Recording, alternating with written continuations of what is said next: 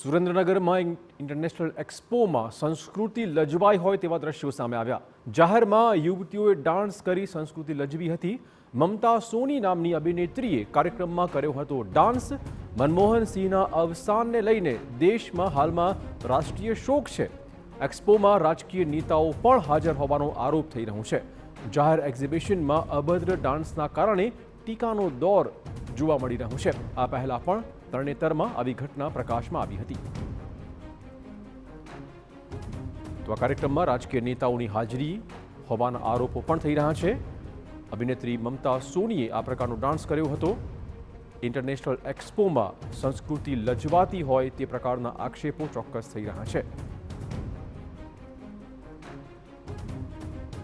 રાજકીય નેતાઓ આ કાર્યક્રમમાં હાજર હતા એ પ્રકારના આક્ષેપો પણ થઈ રહ્યા છે। ઇન્ટરનેશનલ એક્સપોનું આયોજન અને તેમાં મમતા સોનીએ આ પ્રકારે ઠુમકા લગાવ્યા હતા।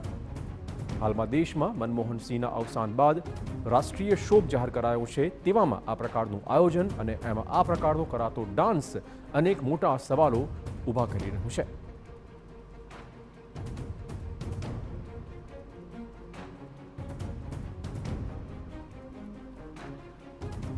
તો હાલમાં રાષ્ટ્રીય શોક મનમોહન સિંહના અવસાન બાદ દેશમાં છે, ત્યારે આ શોકના માહોલ વચ્ચે ઇન્ટરનેશનલ એક્સપોમાં આ રીતે યુવતીઓ દ્વારા કરાયેલો અભદ્ર ડાન્સ એ ચોક્કસ સવાલના ઘેરામાં, કેમ કે આ કાર્યક્રમમાં આરોપ એ પ્રકારના છે કે કેટલાક રાજકીય નેતાઓ પણ મોજૂદ હતા।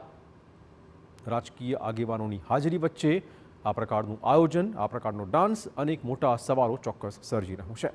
વધુ વાત કરવા જોડાશે અમારા સંવાદદાતા સાજીદ। સાજીદ, જે પ્રકારે આક્ષેપો છે, રાજકીય નેતાઓની હાજરી પણ આ કાર્યક્રમમાં હતી, શું છે હકીકત?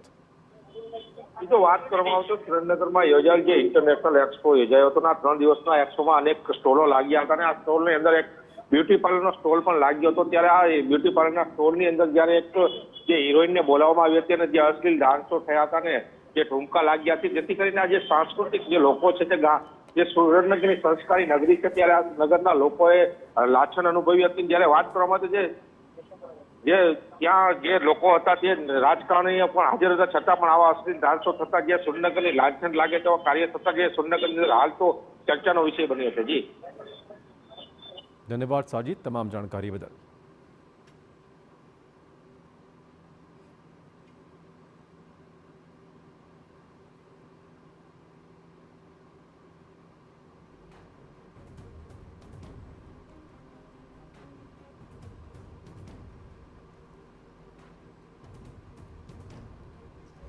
અને હવે